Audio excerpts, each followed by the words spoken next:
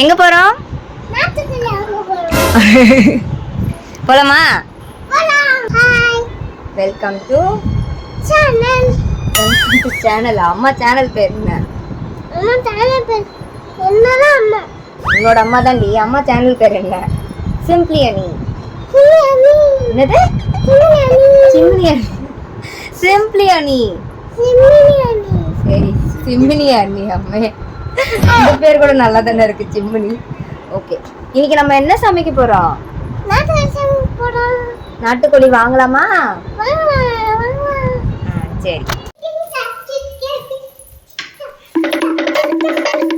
என்னடா சிக்கனுக்கு இப்படி ஒரு டான்ஸை போட்டுட்டு இருக்காங்க? நாட்டுக்கோழி கறியை வாங்குறோம். மிருவோட சளியை முடிச்சு விடுறோம். ஓகே, பேசுற பேச்சுக்கு நீ சாப்பிடாம இருந்தா உனக்கு இருக்கு. இன்னைக்கு சாப்பிடணும். மேடம் வந்து சிக்கன் சொல்லுவாங்க, ஆனா சாப்பிட மாட்டாங்களாம். இல்ல பாக்குறேன் நீ இன்னைக்கு எப்படி சாப்பிட்ற நான் பாக்குறேன். ஸோ இப்போ வந்து நாங்கள் பக்கத்தில் இருக்கிற சிக்கன் ஷாப் வந்துட்டோம். ஸோ இந்த கோழி தான் எடுத்திருக்கோம். இது வந்து 1.100 அந்த கிராம்ஸ் இருந்துச்சு. ப்ரைஸ் வந்து பார்த்திங்கன்னா 400 சொன்னாங்க.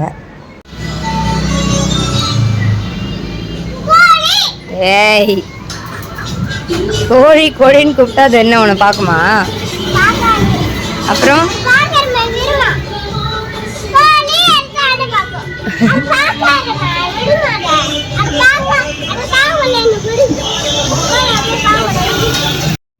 ஸோ அதுக்கப்புறம் நேராக அம்மா வீட்டுக்கு தான் வந்தோம். வர வழியில் இந்த நுங்கு இருந்துச்சு. ஸோ அதை கொஞ்சம் வாங்கிட்டு அப்படியே வீட்டுக்கு வந்துட்டோம். வரும்போதே மீறு வந்து ஐஸ்கிரீம் வேணும் அப்படின்னு சொல்லிட்டா. அதுக்கப்புறம் திரும்ப போயிட்டு ஐஸ்கிரீம் வீட்டுக்கு வந்தாச்சு. தாத்தா வந்து கண்டுக்கவே இல்லையாமே. ஆமா, அதான் தாத்தா வீட்டுக்கு போயிட்டாரு. ஒன்று விட்டுட்டு நீதான் ஜூஸ் வேணும் ஐஸ் வேணும்னு கேட்டல. அதனால தாத்தா கொஞ்சம் கோவமாயிட்டு, சரி இவ சளி பிடிச்சிட்டு ஐஸ் சாப்பிடணுன்றாளா அப்படின்ட்டு தாத்தாவை வீட்டுக்கு போயிட்டாரு. எப்படி ஐஸ் ஆப்பிள் நல்லா இருக்கா? சூப்பரா இருக்கா? ஜெல்லி மாதிரி இருக்கா? சாப்பிடு. இதை சாப்பிடுறது சொன்னா இது எப்படி இருக்கு? ஐஸ் வேணும்னு கேக்குற நீ. செமையா இருக்கா? அவங்களே ஐஸ் கம்மியா தான் வச்சிருக்காங்க ஸ்டாக்கு.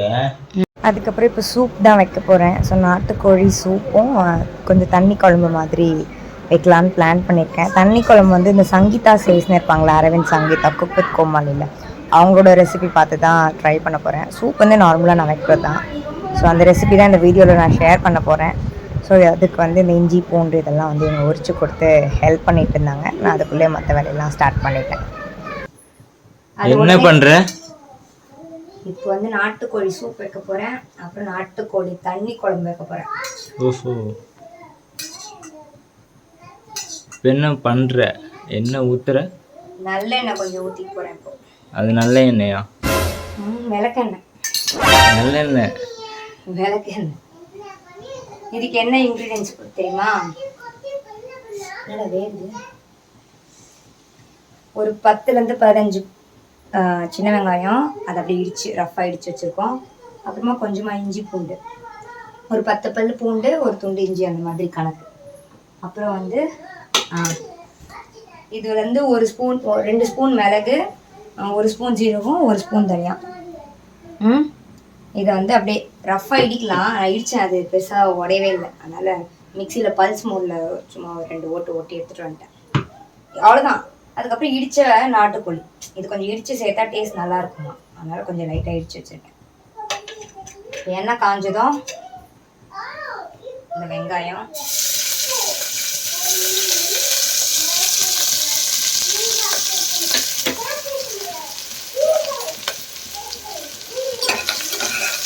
இதை நல்லா வதக்கிக்கிறோம். அப்படியே கூடவே இஞ்சி பூண்டு பேஸ்ட், தட்டி வச்ச இஞ்சி பூண்டு இதையும் போட்டு நல்லா வதக்கி விட்டுறலாம். சூப்பை பொறுத்த வரைக்கும் எதுவுமே ரொம்பலாம் வதக்கணும்னு அவசியம் இல்லை. சும்மா லைட்டாக வதங்கினா போதும். ஒரு கொத்து கருவேப்பிலை, இது வந்து விருப்பம் தான் சேர்த்துக்கலாம். சும்மா கொஞ்சமாக அது ரஃப்பாக போட்டு கொஞ்சம் சிம்லேயே வச்சு வதக்கி விட்றேன் நான். ரொம்ப வதங்கணும்னு இல்லை, நம்ம சிக்கன் கிரேவிக்கெல்லாம் பண்ணுவோம்ல அந்த மாதிரி வதங்கணும்லாம் இல்லை, சும்மா ரஃப்பாக வதக்கி விட்டு அதான். இதே மெத்தட் தான் நாட்டுக்கோழிக்கும், ஆனால் நம்ம வந்து அதில் அப்போ இது வீட்டுக்கோழி அவாய்ட் பண்ணுறதுலாம். இது சி என்ன சொல்ல வந்து நான் மறந்துட்டேன். இதே நாட்டுக்கோழி குழம்புக்கும் இதே மெத்தட் தான். ஆனால் என்னன்னா நம்ம வந்து இந்த மிளகு சீரகம் எல்லாம் தட்டணும்ல, அது கூட கொஞ்சம் பட்டை கிராம்பு இது ஒன்று அந்த சேர்த்தாயிருக்கும், அவ்வளோதான் வித்தியாசம். உப்புக்கு ரொம்பலாம் வதங்கக்கூடாது, சும்மா லைட்டாக. இப்போ இதை இடிச்சு வச்சிருக்கோம்ல, இதை சிக்கனை போட்டுடலாம். போட்டுட்டு கொஞ்சமாக அதெல்லாம் காட்டணும், கொஞ்சமாக மஞ்சள் தூள், லைட்டாக மஞ்சள் தூள். ஆல்ரெடி நான் வந்து மஞ்சள் தூள் போட்டு தான் கழுவிருக்கேன், இருந்தாலும் லைட்டாக மஞ்சள் தூள் இதை போட்டு இப்படி பெரட்டி விட்டுட்டு நல்லா மிக்ஸ் பண்ணி விட்டு, இப்போ நம்ம அரைச்சி வச்சோம்ல, இந்த தட்டி வச்சோம்ல, அதை வந்து இதில் சேர்த்துக்கலாம். இது பெரட்டி விட்டுடலாம். தண்ணி ஒரு நிமிஷத்துக்கு பெரட்டி விட்டு தண்ணி அந்த இடிச்சு வச்ச டப்பாலே நல்லா கலந்து, தண்ணி வந்து நமக்கு எவ்வளோ வேணுமோ அவ்வளோ தண்ணி ஊற்றிக்கலாம்.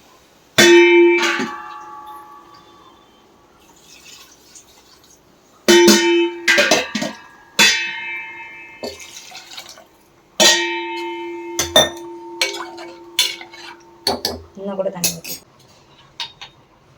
அந்த கறிக்கும் சூப்புக்கும் தேவையான அளவுக்கு உப்பு போட்டு மிக்ஸ் பண்ணி விட்டு, இதில் கொஞ்சமாக கொத்தமல்லி பிச்சு போட்டு ஒரு 4-5 விசில் விட்டு இறக்கலாம்.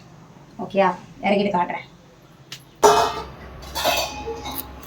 Soup ready. சூப்பு பவுல்ல போட்டாச்சு. ஃபர்ஸ்ட் நான் டேஸ்ட் பண்ணிடுறேன். குடிங்க.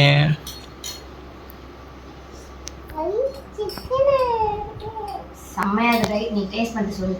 நான் போய் சொல்றேன். அப்பலாம் எதுவுமே சொல்லலையே. சூப்பர். ஐயோ நான் பட்டை பாபு, நீ குச்சி பாரு, கொஞ்சம் ஊதி தரவா? எப்படி இருக்கு மேரோ? நல்லா இருக்குமே. இந்த சூப்பு இது வேணுமா? பெரிய ஸ்பூன் இதுக்கு நிறைய வரும். இரு அவன் குடிக்கட்டும், விடு. எவ்வளவு டிஸ்டர்பன்ஸ் ராஸ்கல். சரி, நீ குடி. வேற இது சாப்பிட்டா என்ன ஆகும்? சளிலாம் சாப்பிட்டா காலியாகும். இப்போ என்ன ப்ராப்ளம் இருக்கு? நீ கோல்டு சரியா போகும்லம்மா? சொல்லுங்க மிருது, சொல்லுங்க மிருது. நீங்க தானே நாட்டுக்கோழி சமைப்பீங்க மிரு, இப்போ எப்படி அம்மா சமைச்சது? ஓகே, அது சொல்லுங்க. ஓகே, நல்லா இருக்கா? சரி நீங்கள் குடிங்க.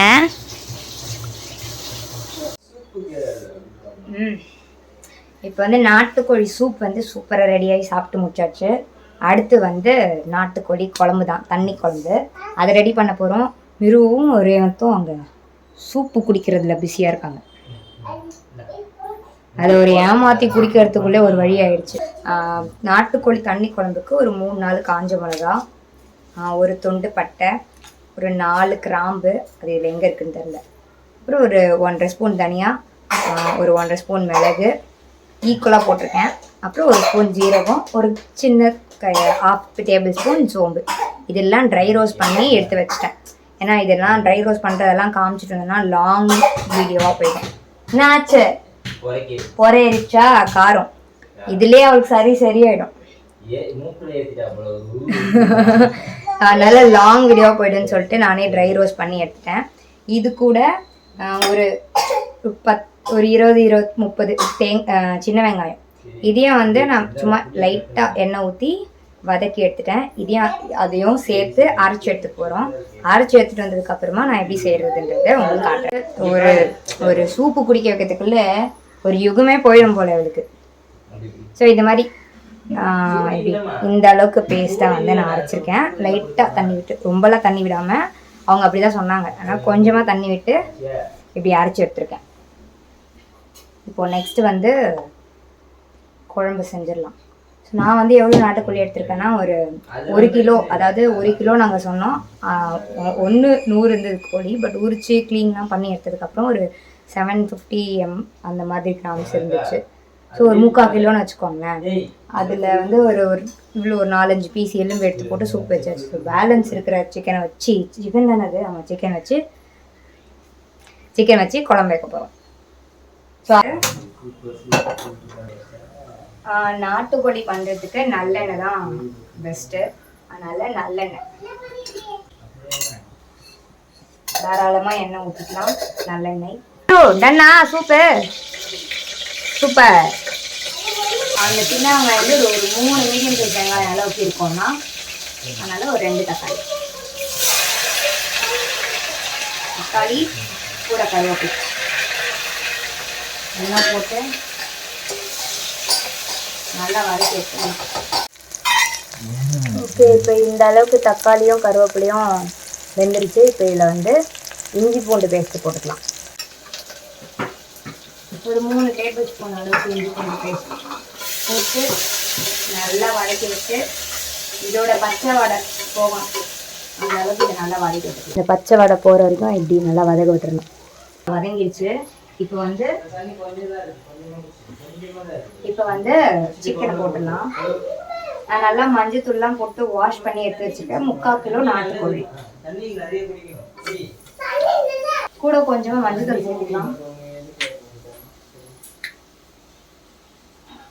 இதை நல்லா பெரட்டி விட்டுட்டு இதை வந்து நான் மூடி போட்டு ஒரு 2 விசில் விட்டுட்டு இறக்கிட்டு வரேன். ஓகே, இப்போ சிக்கன் 3 விசில் விட்டு இறக்குனதுக்கப்புறம் இப்படி தான் இருக்குது. ஸோ இதுக்கப்புறம் இது கூட வந்து நம்ம இந்த அரைச்சி வச்ச இந்த பேஸ்ட்டை ஆட் பண்ணிவிட்டு தேவையான அளவுக்கு தண்ணி ஊற்றிட்டு உப்பு போட்டு ஒரு ஸ்லோ ஃப்ளேம்லே சிம்லே வச்சு ஒரு 20 மினிட்ஸ் வச்சு இறக்க போகிறோம். அவ்வளோதான்.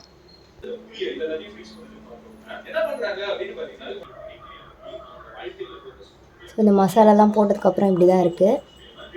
இப்போ வந்து இதை மூடி போட்டு ஒரு 20 நிமிஷம் விசில் வருதோ இல்லையோ நம்ம அப்படியே வச்சு எடுக்க போகிறோம்.